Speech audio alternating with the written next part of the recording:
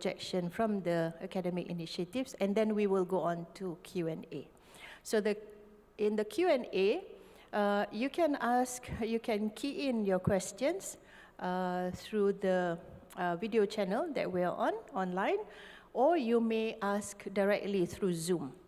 Okay, so we'll be handling it that way. Okay.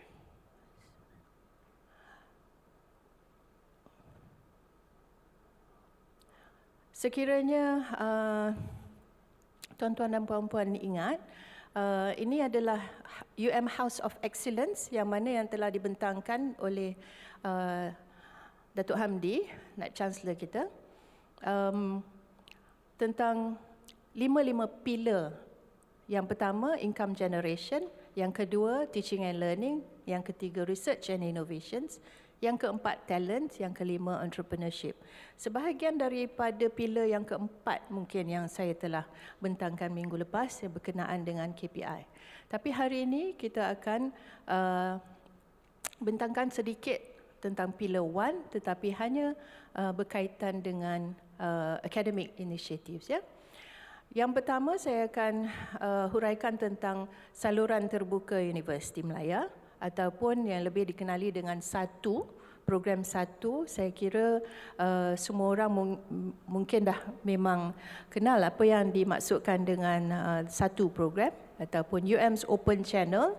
Yang kedua, saya akan huraikan sedikit tentang Open and Distance Learning. Ini adalah satu inisiatif baru bagi kita ataupun ODL. So ODL ramai yang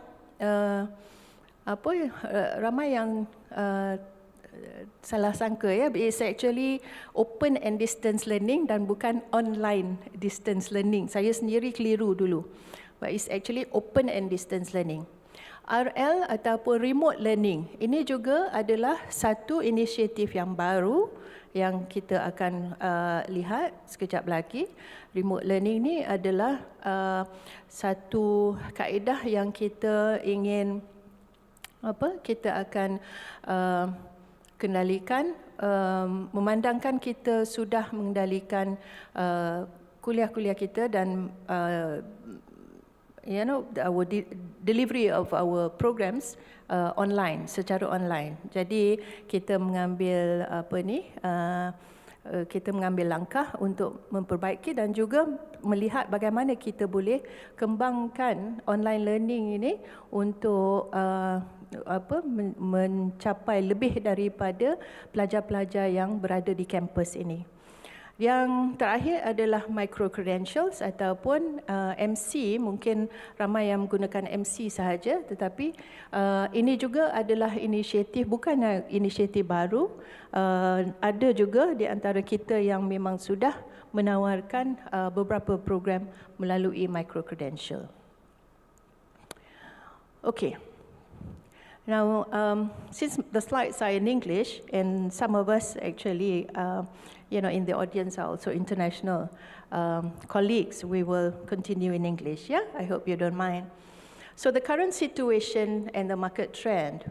So basically, I'm going to start off by talking about the current context that we're in right now.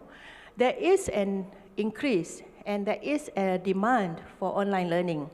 Okay, after going through the pandemic last year and also going through some of the progress that we have made through higher education, we realized that there is actually an increase in demand for online learning. So we would like to be able to take advantage of that so that we might be able to reach a wider audience and a wider target market to receive the higher degree programs that we offer in Universiti Malaya. Apart from that, people actually would like to go for flexible and accessible education. Now, when we make it online, obviously we are more accessible, flexible, also because currently we also have the not just the full-time mode, we can also offer our programs to students who would like to take our programs part-time.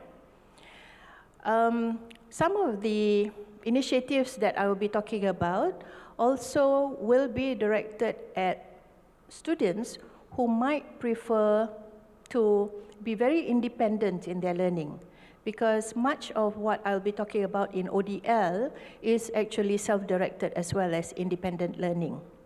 Okay? Now, and lastly, the market also shows that, you know, the trend also shows that the market for higher education is really, really very wide. We all know that.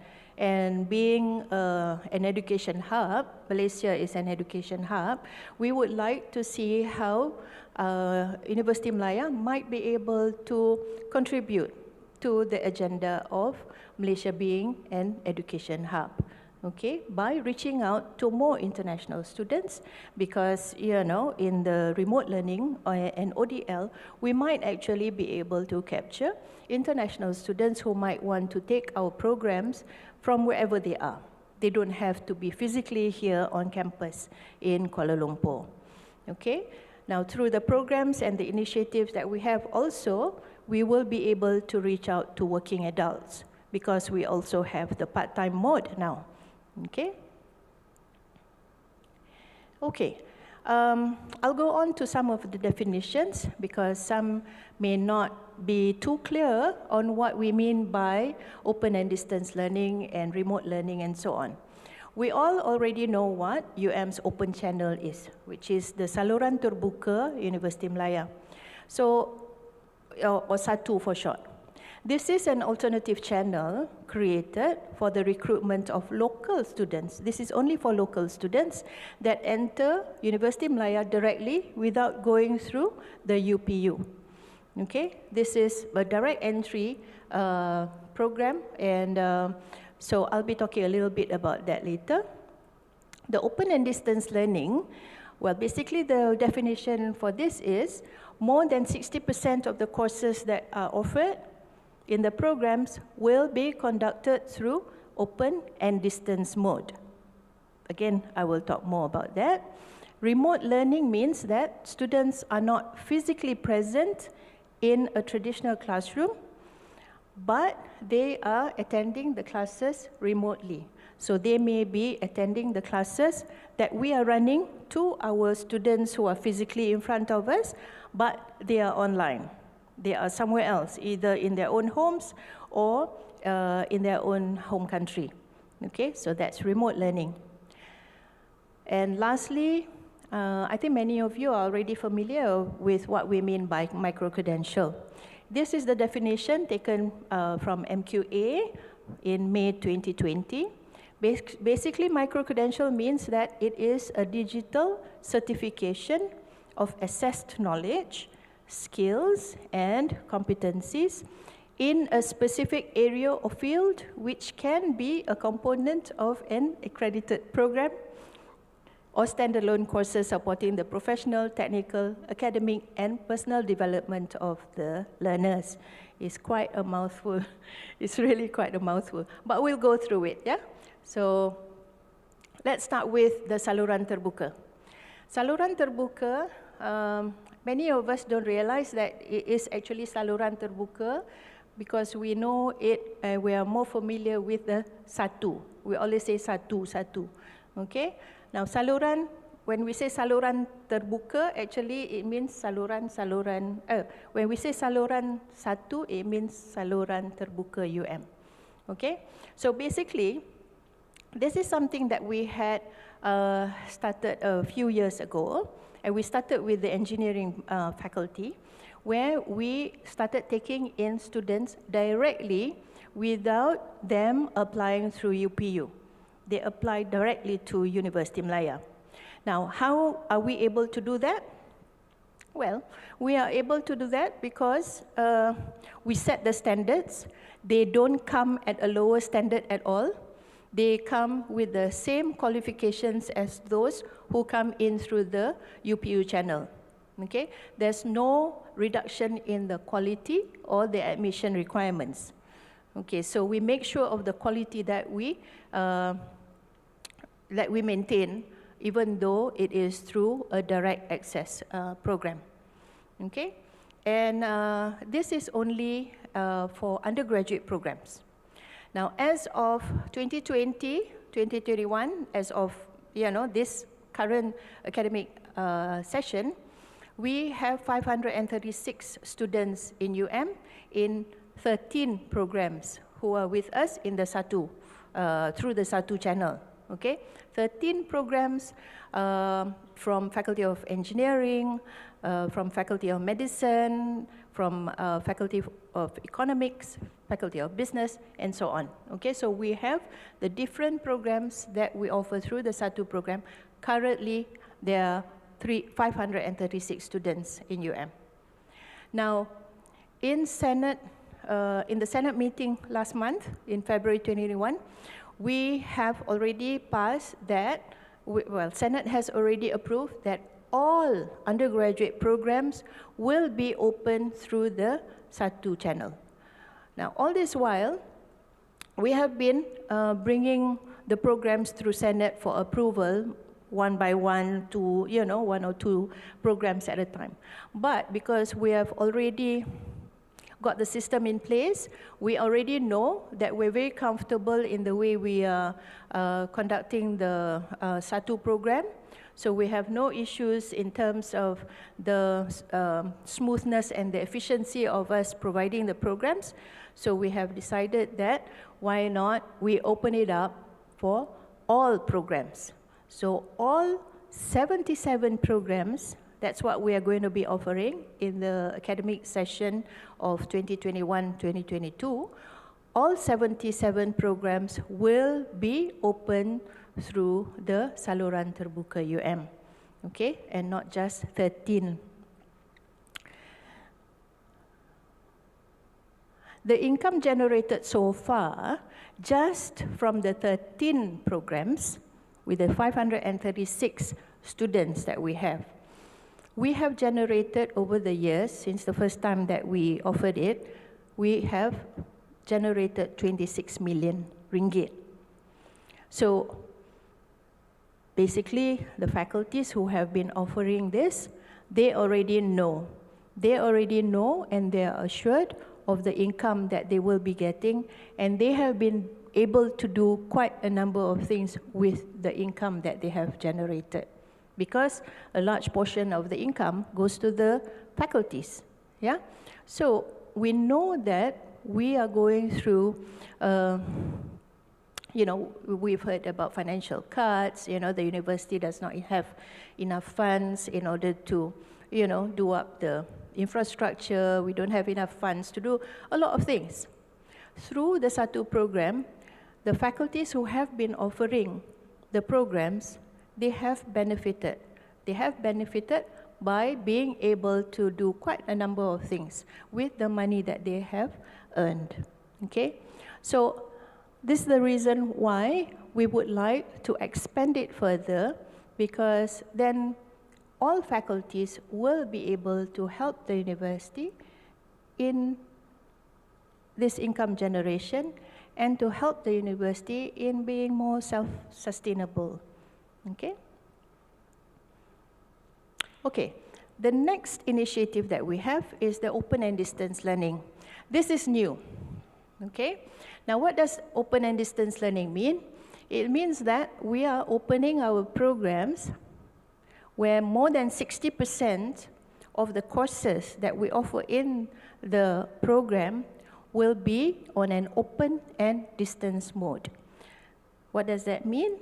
It means that they will be offered either online or, the material is prepared and sent to the students ahead of time, and they will be able to do a lot of independent learning at their own pace. Okay?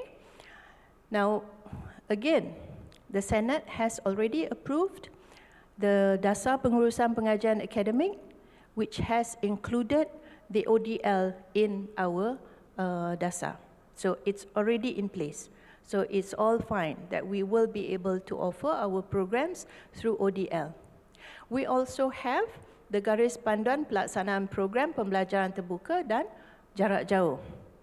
In BM, that's what ODL means. Again, that Garis Panduan has already been approved by Senate last month.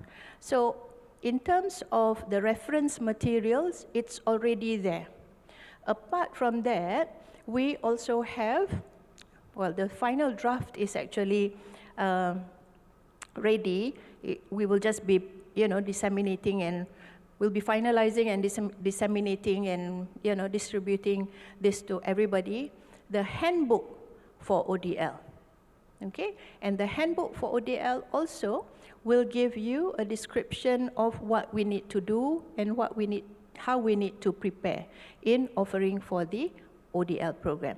So apart from my explaining to you what ODL is, you will also have, reference materials that you might be able to look at if you want to offer your programs through ODL. Now, are we starting with new programs? No, not necessarily. We want to, leverage on the existing programs that we have. We already have programs that have gone through all kinds of, accreditation. We have SWA accreditasi, so we will do our own self-accreditation, so we don't have to come up with anything new. It's the existing programs that we have. That's what we are offering through ODL. And it can be for undergraduate programs, and it can be for postgraduate programs. And who do we want to reach out to? Local as well as international students. Okay, so we will be able to reach out to more students. Education is, basically this is what we do best, right? We educate. Higher education, this is what we do best. This is what the university does. So if we are able to reach out to more students than the ones that are on campus, why not? Okay, so we know that we are assured of the quality. Our, prospective students, the public knows of the quality that we have. Why not just open up the opportunity to more students out there, that we can offer our programs to? And we are not limited to just undergraduate. We are not limited to just postgraduate. We can offer both, okay? Except that we probably have to leave out the programs that have the professional accreditation, and maybe some of the programs that require physical face-to-face lab work, for instance. Okay, maybe from Faculty of Medicine, Faculty of Engineering. Accountancy may not be possible because they've got their professional accreditation. So some programs may be left out. In some programs, we will not be able to offer through the ODL. But most of our programs, we will be able to offer through ODL. Yeah? And especially if we are looking at the programs that people have been vying for, programs which, we know through the UPU, we're very limited in numbers, and we know that we have so many students out there who more than qualify to come into our programs, and we would like for them to join us, to be a part of Universiti Malaya. So that's what we are doing today. That's what we are doing now. And this will begin in this coming academic session in 2021-2022.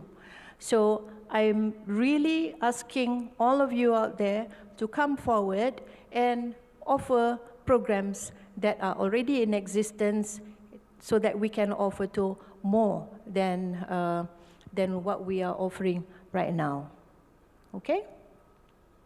Okay, I'm just going to give you a summary of what is in the ODL guidelines. Excuse me.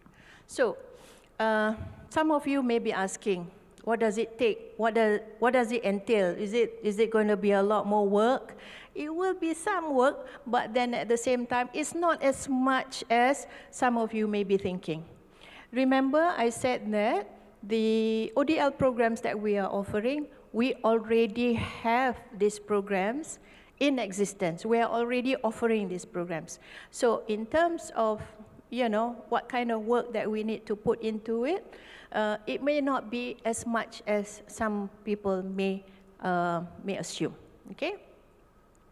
Now, one of the first things that we need to ensure if we want to offer programs through ODL, any university that wants to offer through ODL, there must be one central agency that will be managing all ODL programs.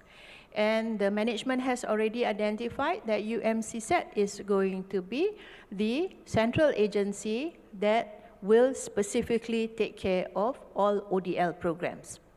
Now, to share with you, my team and I, we have had several discussions. We've gone through this, we've thrashed out a lot of things that we need to cover in offering the program through ODL.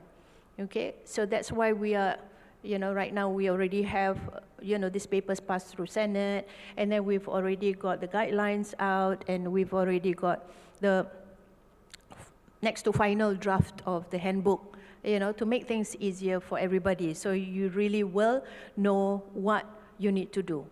Okay, so we've had these discussions with UMCSAT, and we're very clear on who is going to do what. Okay, we're very clear on which PTJ is going to be responsible for which part. Okay, but UMCSAT is going to will be leading this. They are going to be taking a handle on this. Yeah, and a program coordinator needs to be appointed, and this is at the PTJ level. This is common, right? In any course, in any program that we offer, there has to be a coordinator. Okay, so it's up to the PTJ who they want to appoint as the program coordinator for ODL programs. So it may be the Timbalan Dekan Ijazah Dasar, it may be the Ketua Jabatan, or it may be anybody else that the Dean thinks is suitable for the job. Okay, now this is the part where faculties will have to ensure that they prepare. Just now I mentioned that just now I mentioned that UMCSAT is going to be taking care of a large part of the job and in coordinating. Remember, we have the documents already set. We don't have to worry about the documents because the program is already in existence. There has to be like, some parts of the document which, will have to indicate that this is going to be offered through ODL, that we have to stipulate, the delivery methods and all that. It's only that part that has to be adjusted. Okay? And the other thing that we have to ensure that we prepare is the self-instructional materials. Okay? The self-instructional materials obviously will have to be prepared by the content owner. Okay?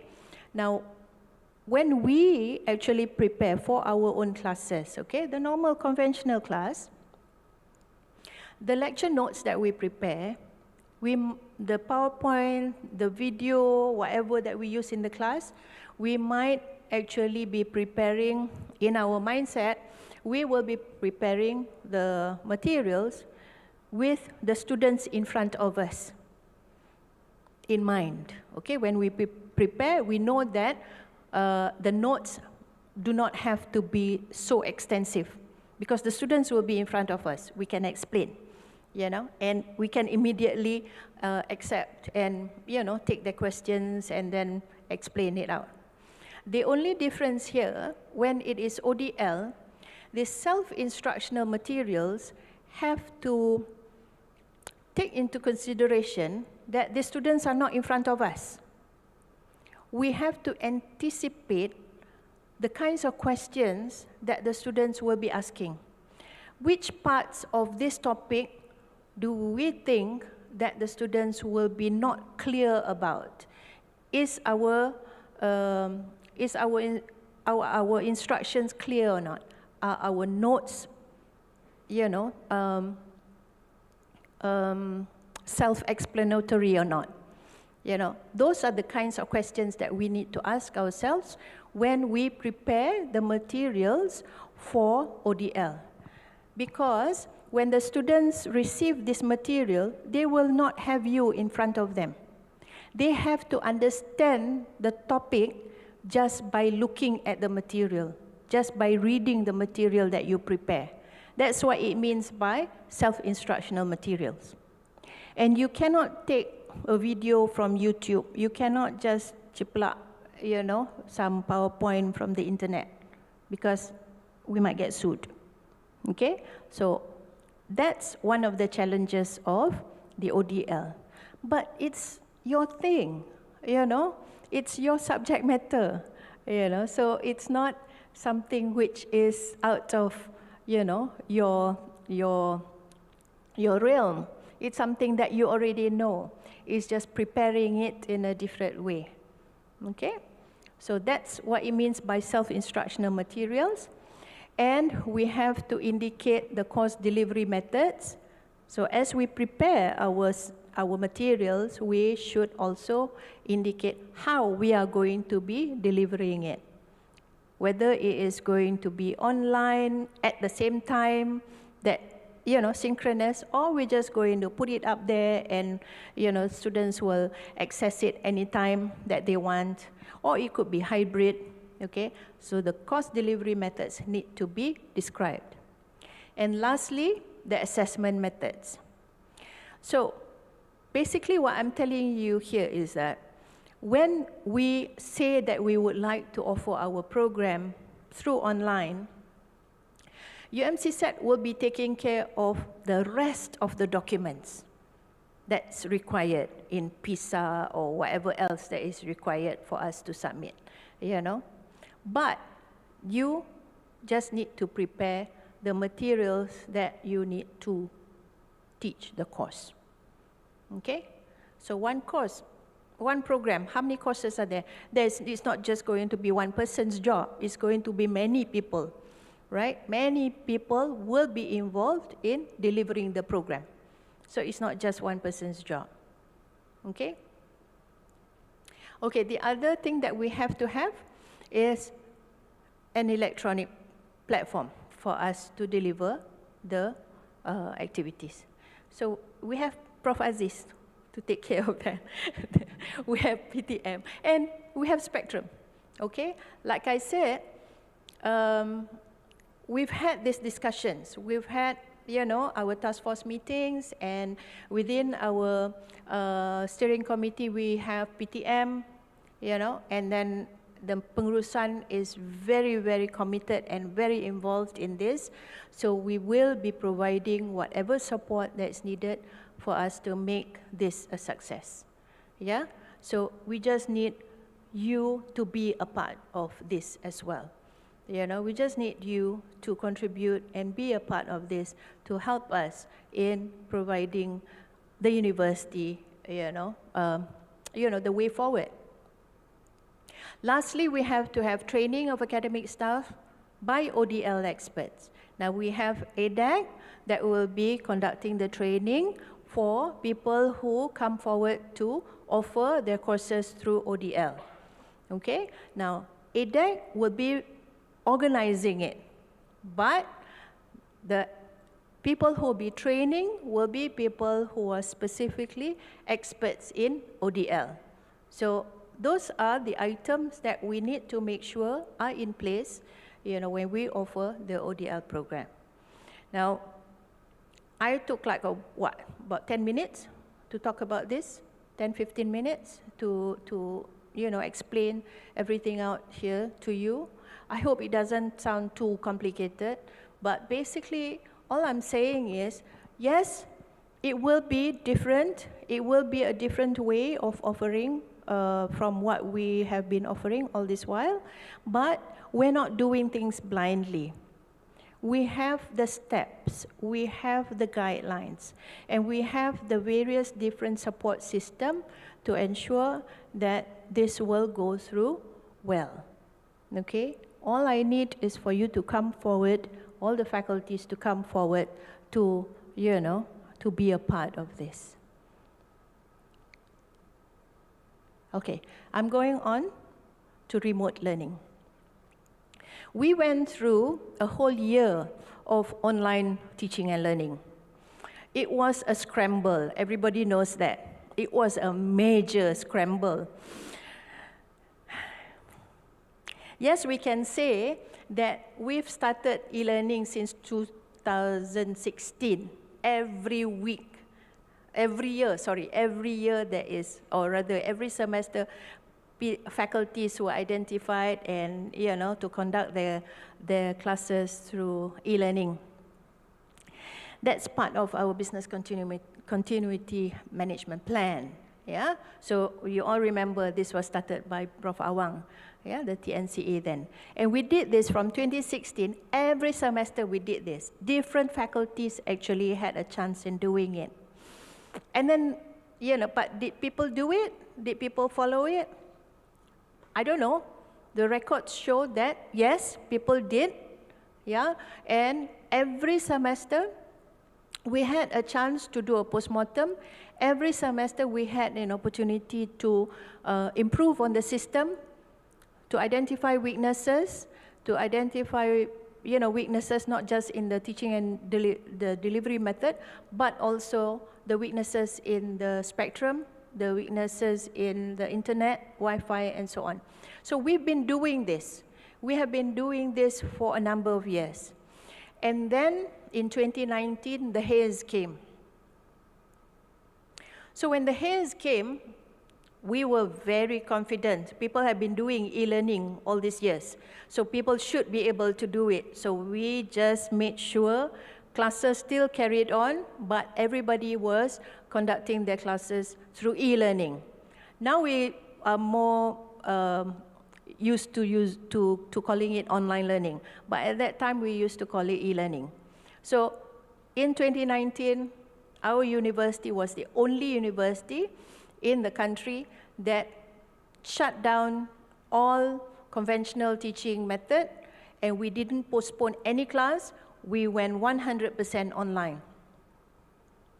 Other universities were like, how did you do that? We have been doing it.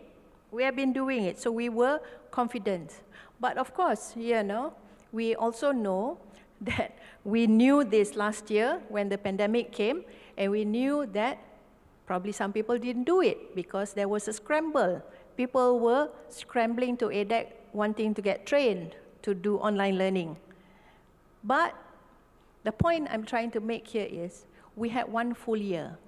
We had 1 full year of people learning how to do online teaching. We had 1 full year for people to learn how to do alternative assessments. People were scrambling. People, were getting trained at the last minute. People had, time to get used to it. People are now very comfortable in doing it. And I think some of us maybe even want to continue doing it even after PKP. Even after, we are allowed to come back to do, to conduct our classes face-to-face. I think some of us may actually prefer to do it online. But now, how are we going to take advantage of this? We can actually take advantage of this by offering our programs through remote learning. Because remote learning simply means that we are conducting our class just like normal, the conventional class, with our students in front of us, but at the same time, we also have students who are following our classes remotely. That's what remote learning is. A conventional program, we don't have to change anything, we don't have to prepare any papers, we don't have to go for any documentation. A conventional program, but the students are not physically present in a traditional classroom environment. They are registered with us. Of course, they have to apply, and of course, they have to qualify. Our standards will remain the same, but they are attending the class remotely. They are attending the class from wherever they are. So, students follow classes via online learning and do not attend classes physically. Lectures are conducted to mainstream and SATU students. Remember, the mainstream students through UPU, the SATU students, they are in the classroom physically together with the students who apply through UPU. They are physically present in class, but these students will be accessing the course remotely at the same time. Okay, and this is open to both UG and PG programs. Okay, again, you know, some of the professionally accredited programs may not be able to be a part of this, but some of the faculties that have internationally accredited undergraduate programs, they are offering the master's programs. Okay, so people don't have to be left out. You know, they can offer the master's program. Okay. Now, this is the last initiative I'm going to talk about, micro-credentials. Again, this is something that I think everybody is already aware. I'm not going to read the definition again. It's a mouthful. But we are already aware of this micro-credential. EDAC has been conducting so many training sessions, so many webinars. We have advertised all kinds of talks just on this topic, micro-credentials. So EDAC is the coordinating PTJ, and currently we only have 6.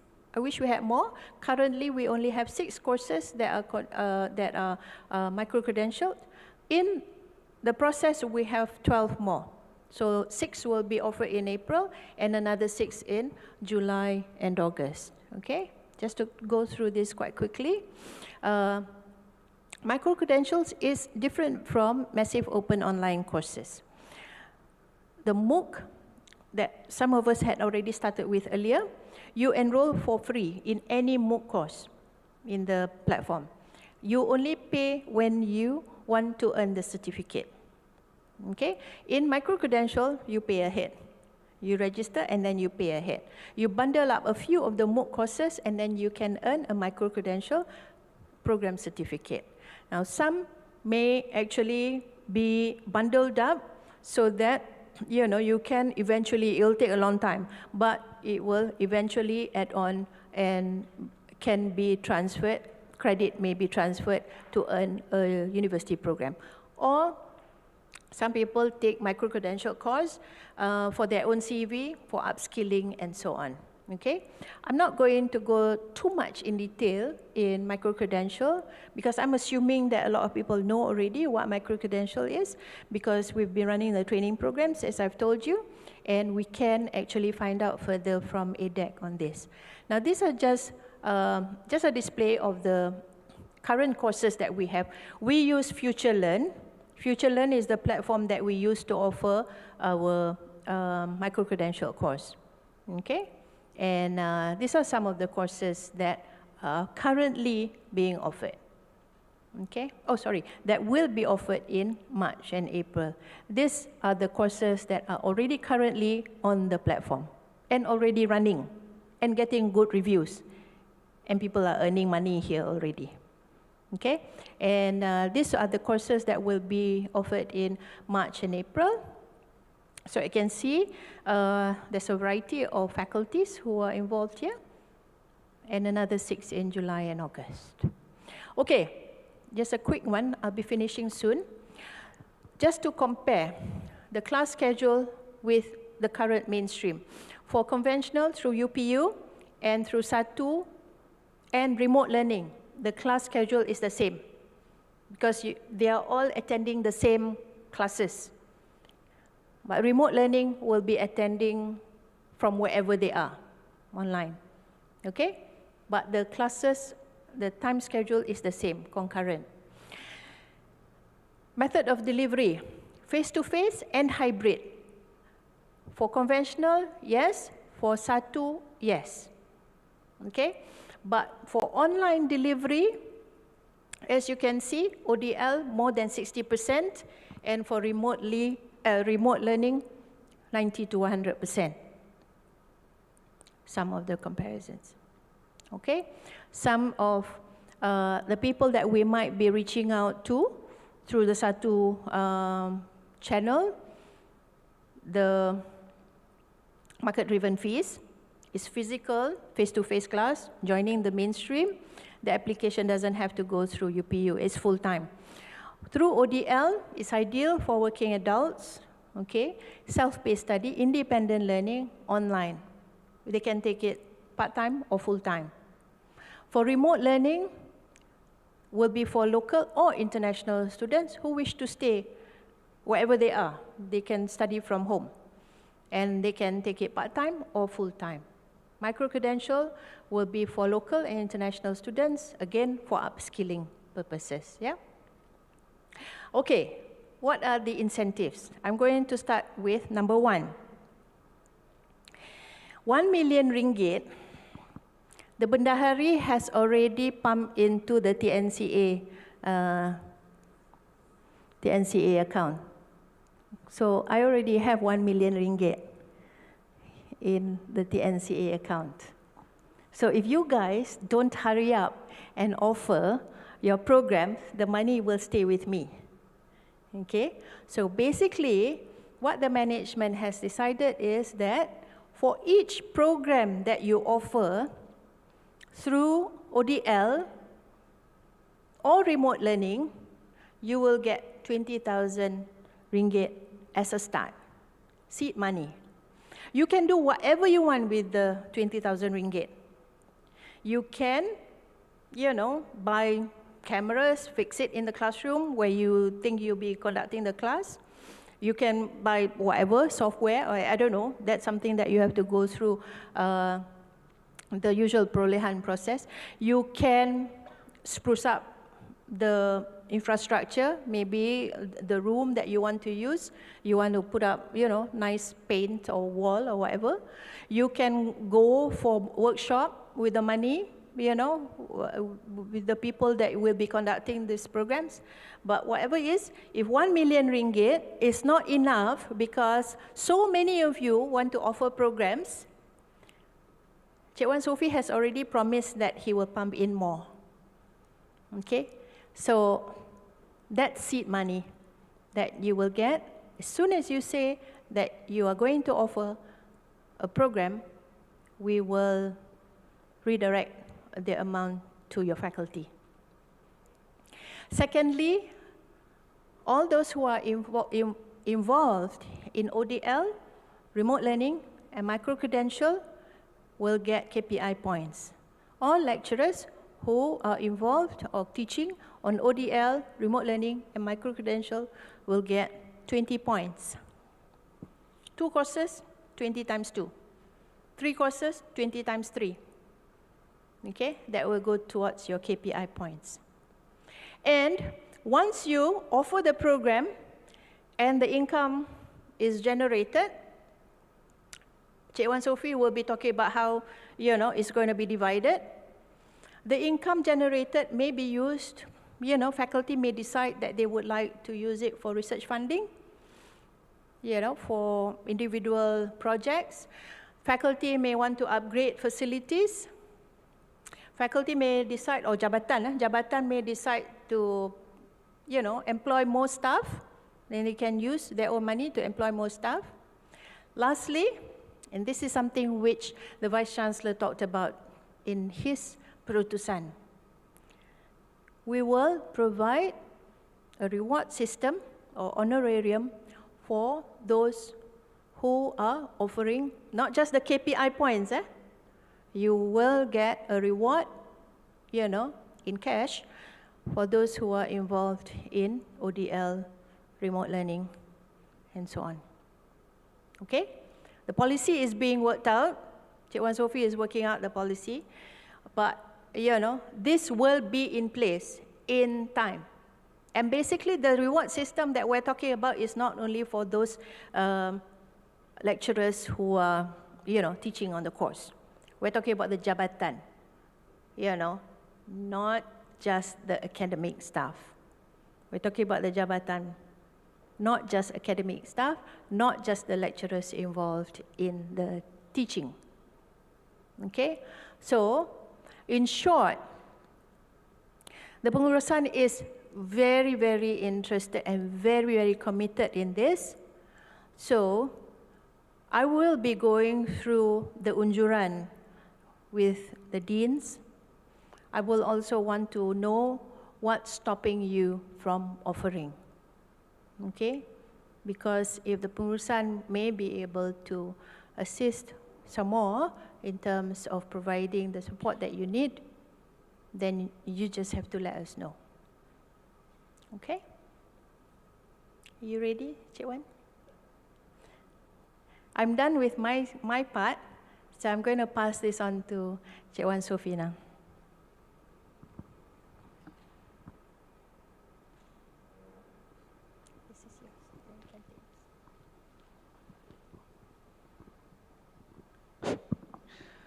Assalamualaikum warahmatullahi wabarakatuh dan salam sejahtera. Terima kasih Prof. Kamila di atas penjelasan income generation yang cuba kita ketengahkan untuk kita laksanakan di Universiti Malaya.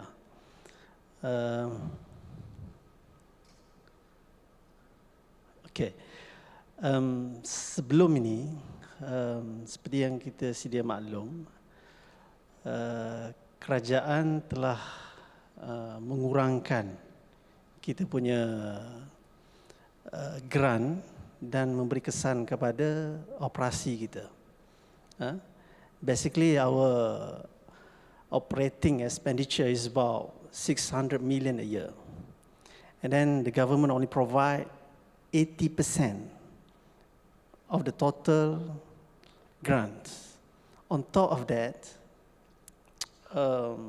pendapatan kita yang lain-lain tak cukup to support our operations. And then we start thinking to generate more income instead of having the normal mainstream income, for example, ijazah tinggi, postgraduate, undergraduate income. It's not, we cannot support our operation based on these two income. And then we start thinking how to generate more income. I still remember 2016, 2017, we tried to be a developer, which is we not have the expertise to be a developer. At the same time, we try to be a hotel operator. Okay? Juga bukan kita punya forte. Okay? Because 2016, 2017, we do not talk about income generation because all public universities support by the government, fully support by the government, 100%. For example, utilities. Our cost to pay utilities is about 40 million a year. And then support by the government, pay by the government. Our medical benefits is about 13 million a year, support by the government. But until 2017, government start potong kita punya grant, not only Universiti Malaya, all public university affected. Okay, now Datuk Naib Canselor datang, he introduced, which is our strength, teaching and learning, and nothing new. And then we try to promote this initiative, 3 initiatives, ODL, SATU, remote learning, and Micro-credential. Micro-credential. Dulu pun tak faham juga tu apa ke microwave ke apa kan. Okay, now I understand lah. Okay, now I'm talking about, I want to talk about income generation. Okay, the first one, initiative. Okay, the current income distributions under current ratio. Okay, SATU, ODN, and remote learning, income distribution 40% goes to UM, 60% goes to PTJ, dekan. Pejabat dekan. The new income distribution would be 40% goes to UM, 20% to dekan, and 40% to the departments. to promote supaya jabatan bersungguh-sungguh untuk menyahut seruan daripada Naib Chancellor. Inilah ruang dia untuk kita jana pendapatan. Okay, to promote. And then ada dekat bawah tu, kecuali medical faculty and dentistry. Sebab dia punya program tidak melibatkan jabatan, dia dekat central pejabat dekan. So maintain medical faculty and dentistry dekat dekan, 60% goes to pejabat dekan. Okay, and then this initiative only applicable to the new student intake. Okay, the existing remain goes to the pejabat dekan. Okay, only the new student intake. Okay, I just ask my officer use the existing number of student last year, 2020. Okay, income distribution last year. This is based on the number of students last year. I tried to populate into the new income distribution. For example, Faculty of Science, the total income for SATU is about 350,000 based on 2020 punya data. And then UM 60%, 140,000. Faculty, that means goes directly to the Dean, Prof. Ismail. Dia ada tak dalam ni? 200,000. Okay? By using a new income distribution, 40% remain at university, 140,000. Pejabat dekan 70,000, department 40,000. Directly credited to the department level. Okay, that's going to be. So dalam kes ni, Bachelor of Actuarial Science, dia ada 33 student. So they can last year 200 and then they have to give up lah. 138,000 to the deans. Ni dean nak marah tak tahu betul. Okay. So ini. So ini dekat Faculty Science. Okay. Ini dekat Faculty Engineering. Okay, the same thing. Faculty Engineering, they offer a few program under SATU. Bachelor in Engineering Civil, Electrical, Chemical, Mechanical and Biomedical. Okay, last year 60% goes to the Dean, 2.2 directly credit to the Dean. But if we implement the new income distribution, dekan hanya dapat 700,000 sahaja. Perasaan 700,000 sahaja. And then civil dapat 100,000. Siapa ni? Electrical dapat 400,000, chemical 300, mechanical ni paling besar 600,000 dan total remain the same 2.2. But then we distribute to all the departments. Okay, Prof Kamila ada sebut tadi. Saya pun dah dapat soalan-soalan daripada YouTube dan apa tu through WhatsApp sementara Prof Kamila beritahu tu reward. Saya nak explain sikit pasal reward. Okay, kita agree, okay, we agree. Misalnya kita contoh mechanical, okay, dia boleh jana 600,000. Okay, daripada 600,000 tu kita akan buat satu polisi. Bendahari dengan pendaftar akan sit down untuk create satu polisi. Pas kita akan bawa ke LPU. Kalau 600,000 tu kita create 30%, maybe 30%. Daripada 600,000 tu boleh allocate kepada staff di mechanical engineering. 30%. Kalau 600,000, 30%, berapa? Prof? So, daripada situ, kita akan go into detail macam mana kita nak create. Okay? Katakanlah 60%, 3, 6, 180 kan? 180,000. Katalah dalam jabatan mekanikal itu ada 30 orang. So kita akan bagi siap-siap 180,000 itu untuk reward kepada staff kita. What do you think? Is it doable? Doable. Doable. Sebab kalau calculation kalau kita dapat buat benda ni 3 initiative, okay? Oh, saya ada. Sorry. Saya sekejap je 10 minit je sepatutnya. Saya ada ni. Okay, kalau we implement these 3 initiative, satu remote learning, ODL, by the year 2025, expected kita punya total income plus the government is about 1 billion ringgit. Ini jangan cerita dekat government Nanti dia pergi potong lagi kan. 1 billion. Let's say by 2025 kita punya program satu 180 million. 180 million, okay? Let's say 40% goes to department, 40% is about 72 million. 72 million, 30% or 20% to 30% we allocate for reward. It's about 14 million to be given to all our staff. Not only at that department, at central as well. So semangat sikit kan. Kita nak buat kerja. Sebab program satu ni saya dah dapat kawan-kawan daripada akademi ada difficulty sikit lah untuk kita implement perkara ni, dan I'm quite confident. For the beginning, for sure ada masalah, but then after several time, and then we try to tadi 1 million je. Saya cakap dengan Prof Kamila, kalau tak cukup, sebab saya punya investment ni 1 million, nak dapat 180 million berbaloi.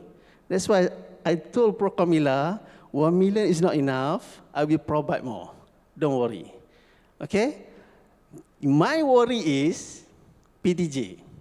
Are they ready or not to take off this program, this initiative? That is my worry. Kalau masing-masing masih lagi tak bersemangat, jadi inisiatif ini saya rasa semua dah ada. Platform dah ada. Dr. Farah boleh tolong, Dr. Amir boleh tolong. Anytime, kita just go forward untuk this inisiatif. So saya ready untuk pertanyaan soalan dengan Prof Kamila. Saya tak nak panjangkan, sekejap saja. Very straightforward.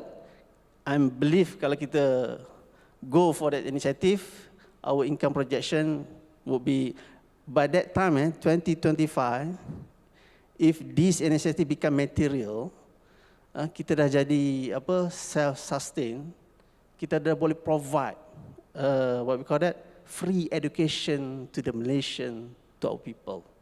I hope so. Okay, thank you.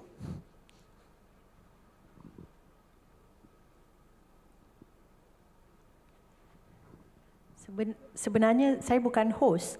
I don't know why Cik Wan Sophie dia duduk, lepas tu saya pula yang kena bangun. I'm not I'm not actually the host. We're just taking turns.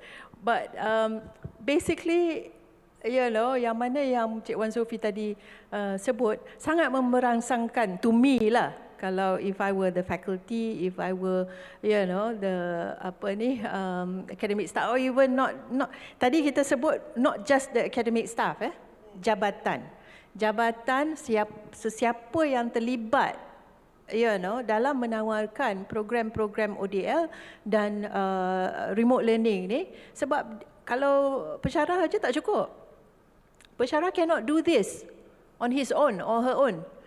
Semestinya perlu ada sokongan daripada fakulti, daripada orang lain dalam jabatan tu. So the reward system has to be very transparent satu, and has to cover everybody, bukan pensyarah saja. Okay? Tapi initially ni memanglah kita kena berusaha sikit lah. But then the you know, going forward, this is what we want to do. And as I said just now, the management is truly committed to make sure that you have the support system, that you have what you need in order to do this. You just need to come forward and be a part of this. Ya, pernah tak dengar Bendahari cakap, kalau 1 million tu tak cukup, saya akan bagi lagi? Mana pernah dengar? You know, no such words have ever come out of the Bendahari's mouth, okay, from his lips before this. So, but one thing that I have to stress here is that kita punya agenda, we are a public university.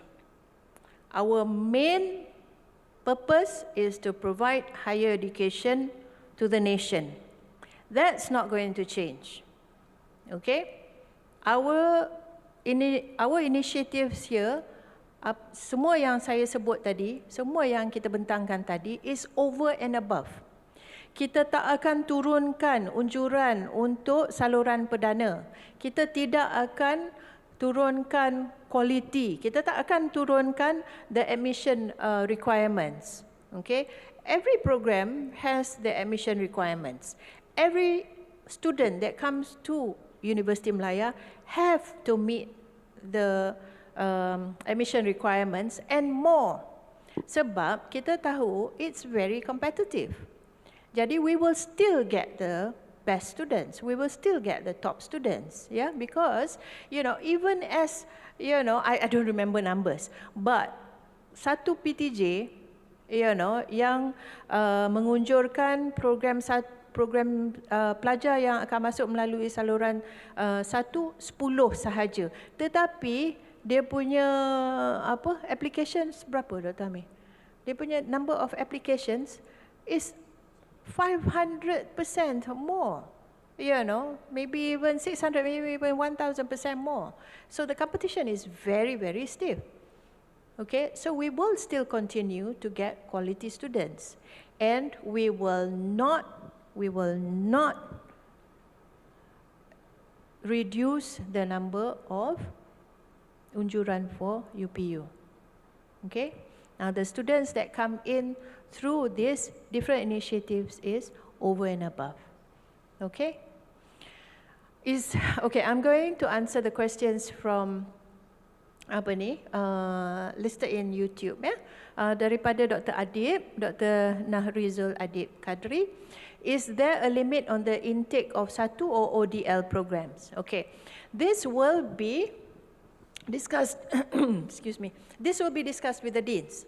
Okay? Now, when we decide on the unjuran, even for UPU, we will be looking at trends. Satu, we'll be looking at trends, popularity, and for the past few years. And we'll be looking at capacity. What's the number that the faculty can take for that program? Capacity means human resource, as well as infrastructure, physical infrastructure. If you need space for lab, how many can you actually take? And we will also be looking at graduate employability. We don't want to be offering big numbers and then the students actually don't get employed. That's why it's very important for us to do the curriculum review, because we're taking all this into consideration so that the numbers this year number of programs this year have reduced. But then, basically, the way we do curriculum review is based on this, based on all these trends and and the capacity. So, the limit will be discussed centrally. We have already looked at, what's the capacity, what's the trends, but it's not just decided by central. We will be bringing this for discussion with the deans. Of course, the deans will have their numbers, and the deans will get the numbers from the jabatan and the faculty. Okay? How much budget are we allocating for marketing of these programs? We have a marketing arm. We have the UMC-SAT has a marketing team that will be marketing this together with MRC, the Marketing and Recruitment Center. So it's not just, UMC-SAT buat sendiri-sendiri. No, we are combining, forces, and MRC will also be marketing this together with UMC-SAT as well as faculty. Each faculty has the marketing liaison officer. Okay, so we will be doing this together. Faculty don't have to worry about budget, because this is, something that we will be working out centrally. Does SATU only have one intake? Ms. Min, Mahayudin, Does SATU only have one intake? If so, when would it be? SATU has the intake dependent on the faculty. Usually, the numbers will come in together with the mainstream, which will be, for this year, it will be in October. Okay, so the SATU students will come in together with the mainstream students in October. Some faculties open up their intake in the second semester, so it's really dependent on the faculty. Yeah, because we have 2 semesters. Yeah, so it's either in October ataupun it'll be in February. But most will be coming in semester 1. Very few faculties actually open up for semester 2. But maybe it's something to think about. Maybe it's something that we really should be looking at, taking in second intake in semester 2. Okay, Dr. Zul, apa khabar Dr. Zulkhairi? Baik, Prof. Assalamualaikum. Waalaikumsalam. Saya tak tahu kenapa gambar saya jadi macam tu. Tapi tak apa. We all know you have a full face. Tak ada yang berlubang-lubang. Okay. I have only one question and 2 comments. Okay. The first one is about remote learning. Right. I understand that the whole teaching and learning will be in online. But what about the assessment, the exam part? Adakah student akan dipanggil untuk dapat face-to-face exam seperti mana student konvensional dan SATU, ataupun mereka juga duduk dalam virtual examination? Itu satu. Yang kedua berkenaan dengan ODL, talking about self-instructional materials, adakah universiti akan memastikan kualiti pembikinan that self-instruction materials tu dijaga? Because I think if we rush through, dia akan affect the quality kalau the expectation from the customer ataupun students tu adalah tinggi dan kita provide a very low quality kind of materials dalam keadaan yang singkat tu. Yang ketiga berkenaan dengan reward system yang Encik Wan Sofi cakap tadi. Saya mungkin nak highlightkan sedikit berkenaan dengan polisi yang akan dirangka untuk perkara ini. I just hope that it won't contradict with the existing policy yang menghadkan certain bayaran untuk pensyarah dan sebagainya. So maybe that needs to be very, supaya dia tidak bercanggah di antara satu sama lain. Itu saja, Prof. Terima kasih. Okay, terima kasih Dr. Zulkhairi. Saya akan jawab yang pertama dan kedua dulu ya. Kemudian Cik Wan Sofi. Yang pertama, adakah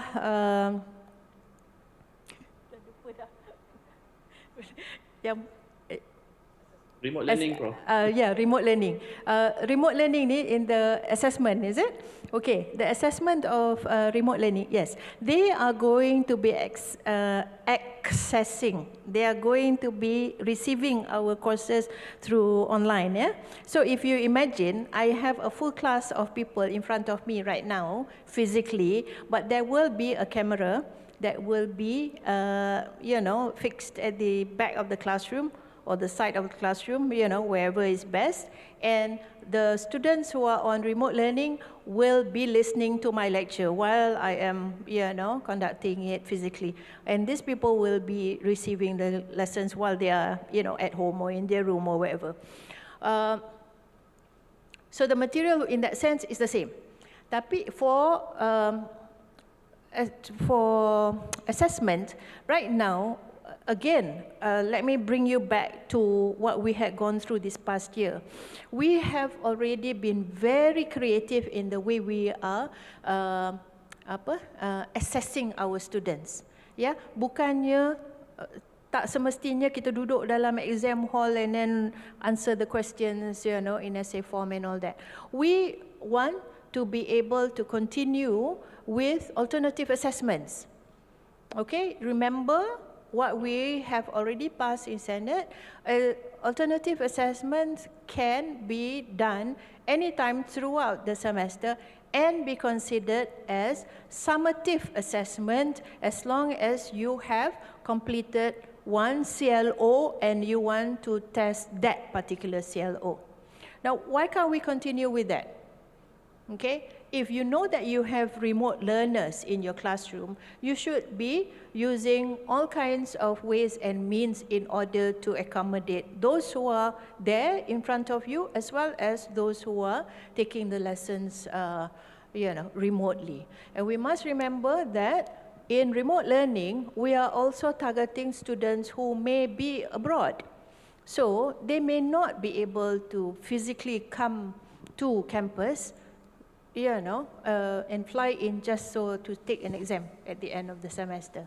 Okay, that's the first question. The second question is to do with the self-assessment materials, the self-instructional materials. That's why it's very important for faculties to come forward and say that I want to offer programs on ODL, because then we will identify the lecturers who will be offering courses, and they must go through the training sessions. So the training will involve preparing the self-instructional materials. What kinds of standards are we putting in place through, in the preparation of the self-instructional materials? Definitely, we have to prepare with quality. We cannot forsake quality at all. Quality will not be forsaken. They must have quality. So that's why the training will be very, very important. Yeah. Now I'm going to pass on to Cik Wan. Dr. Zul Khairi, FPP. Okay, Dr. Zul Khairi. Saya nak ulang balik. Mungkin sejarah lah bila berurusan dengan Jabatan Bendahari ini berkaitan dengan honorarium, bayaran ekstra selain daripada kita punya income tetap ni, agak sukar untuk bendahari bayar. Kenapa benda itu berlaku? Why is that happen? Because we don't have a very clear rules and regulations, because bendahari purely based on MOF punya instructions. Now I'm going to sit down with Prof. Azwan to come up with our own guideline based on for example, kalau dekat FPP kan, Dr. Zul dekat FPP kan, dia ada experience dulu, saya ingat FPP ada conduct some program dekat luar, and then ada bayaran nak dibuat, tapi disebabkan kena buat di luar office hour, lepas tu kena ambil cuti, dia menjadi menyulitkan. So kita akan tengok, kita akan sit down macam mana bila kita dah laksanakan inisiatif ini, dan bagaimana kita nak reward kita punya staff. Okey, kita akan adakan perbincangan dengan pendaftar, dan kita akan come out dengan ruling kita yang akan dibentangkan di LPU untuk kelulusan. Sistem reward kita ni, bila kita laksanakan, saya sebutkan tadi contoh, katakanlah PTJ tu dia punya income berdasarkan program SATU contoh RM100,000. RM100,000, daripada situ kita nak bagi 30% sebagai reward. Maksudnya RM30,000. RM30,000 dalam jabatan tu katalah ada 10 orang. So mungkin dia akan bagi berbeza-beza, tak semestinya sama.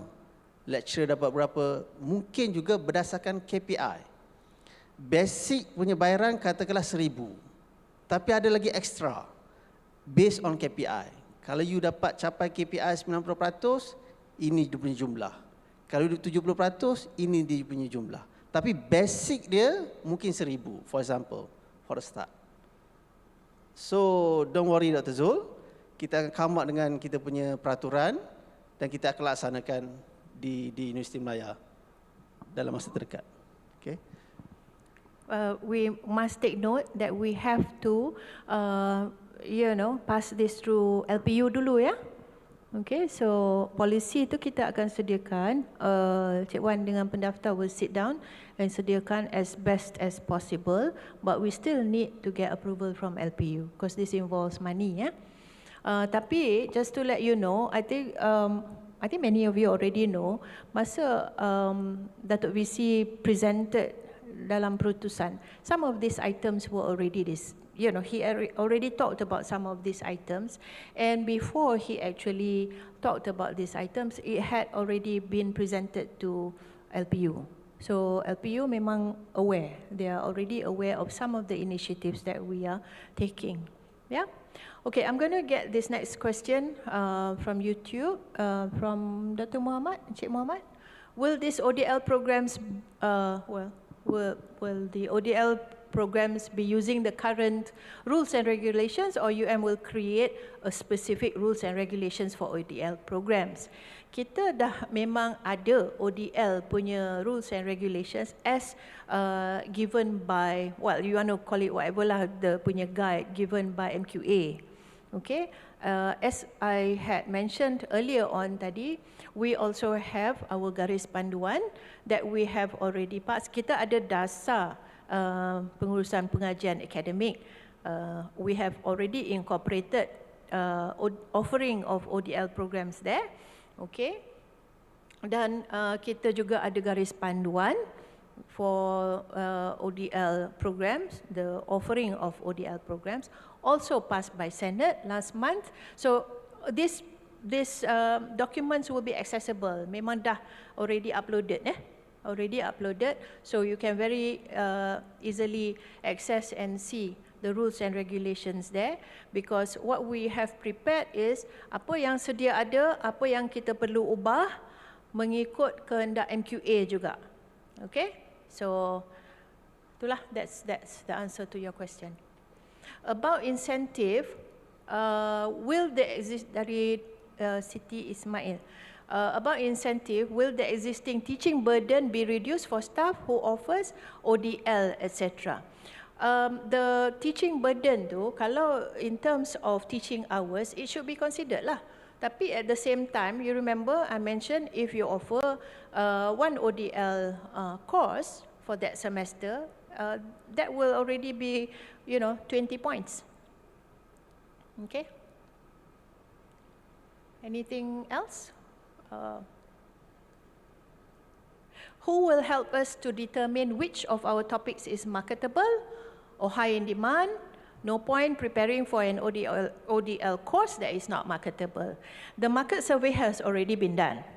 Okay? Generally. Okay? Generally, we already know which programs are the popular programs. Okay? We have done that not only through the applications through UPU, we have already looked at, we've already benchmarked with other universities that offer ODL programs, yeah? To reconfirm, the incentive is take home extra money for staff? Or is the staff only receiving incentive in the form of grant only? Okay. Cik Wan? Take home, don't worry. Itu reward tu apa, ada dua. Satu goes to the department, and then 30% goes to your pocket. I'm very sure on that. So not to worry. But then yang mana yang go to the department pun, it depends on the department lah. Maybe the department would like to put it in the research funds punya kitty and also provide it that way. So it can be a number of ways. Tapi yang mana yang kita nak sediakan sekarang ni, because yang you give it to the department and then department will agihkan in terms of research funds and all that. Yang itu kita tak perlu melalui LPU kan? Yang mana yang kita nak tentukan sekarang ni adalah insentif untuk the person, for the person your actually own pocket, to take home cash. Okay, another question by Dr. Dr. Adib, thank you very much for, attending, full on, and as well as, asking all these questions on perhaps on behalf of other people juga. With COVID-19 and university education being questioned, how are we attracting these clients? Well, I'm not so sure what you mean by that. The marketing that we do definitely has to cater to specific target markets, okay? Because when we do marketing, it's not just going out for the marketing. We do market analysis. We have softwares. We actually subscribe to different platforms in order for us to do the analytics on what would be popular in certain regions. For example, just an example. So when we do marketing and promotions, we don't just do it for the sake of doing it. It is actually strategized first before we go out to do it. Can we please allow lecturers to take cuti penyelidikan to create a module? That's not really something, we mean by, the definition of cuti penyelidikan. So you can give it a try. I don't know whether the dean will let it through or not. Oh, soalan tamat. Is that it? Okay. So, but we're still on, right? Okay. So there are no more questions, on YouTube. And I suppose before we end, we would like to thank you very much for staying with us, for asking all those questions. I hope things have been clarified. You can still continue to ask us questions on these very new things, so please, we are open to that. Yeah, Cik Wan? Thank you very much. Assalamualaikum warahmatullahi wabarakatuh.